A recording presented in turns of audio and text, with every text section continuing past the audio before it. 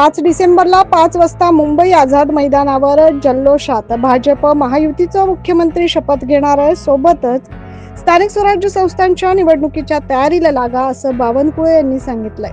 पाहूया सविस्तर बातमी। भारतीय जनता पक्षाने महाविजय 2024 संकल्प असा दिलेला नारा कार्यकर्त्यांच्या बळावर सार्थ ठरवला असून न भूतो न भविष्यती असा विजय मिळवून देत विधानसभेवर एक हाती सत्ता मिळवून दिली आहे। हा विजय अहोरात्र झटणाऱ्या सर्व कार्यकर्त्यांचा आहे। प्रत्येक बूथवर काम केल्यामुळेच हे शक्य झालं असल्याचं भाजप प्रदेशाध्यक्ष चंद्रशेखर बावनकुळे यांनी रविवारी नाशिकमध्ये सांगितले। मात्र यावेळी बावनकुळे यांनी मुख्यमंत्री कोण होणार याबाबत मौनव्रत धारण करणंच पसंत केलंय। घरगुती कार्यक्रमानिमित्त नाशिक दौऱ्यावर आलेल्या बावनकुळे यांनी भाजप कार्यालयात कार्यकर्त्यांशी संवाद देखील साधला। यावेळी 5 डिसेंबरला 5 वाजता मुंबईत आझाद मैदानावर जल्लोषामध्ये भाजप महायुतीचा मुख्यमंत्री शपथ घेणार असल्याचं देखील सांगितलंय।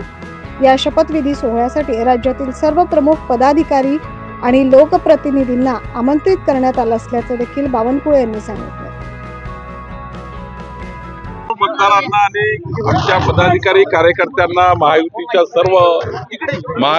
सर्व सदस्यांना महायुतीच्या सर्व पदाधिकाऱ्यांना शिवसेना भाजप राष्ट्रवादीच्या सर्व पदाधिकारी कार्यकर्त्यांना आणि जनतेला खूप खूप धन्यवाद।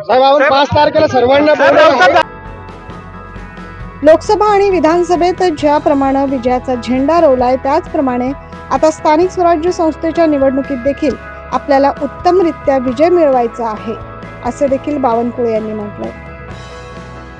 बावनकुळे पुढे म्हणाले की 2029च्या विधानसभा जिंकण्यासाठी आतापासूनच तयारीला लागा अशा सूचना त्यांनी पदाधिकारी आणि कार्यकर्त्यांना दिल्या। यावेळी आमदार राहुल ढिकले, आमदार सीमा हिरे, ॲडव्होकेट श्याम बडोदे, महेश हिरे यासह माजी नगरसेवक, पदाधिकारी आणि कार्यकर्ते मोठ्या संख्येने उपस्थित होते। 9 न्यूज महाराष्ट्रासाठी प्रतिनिधी वैभव घुगे।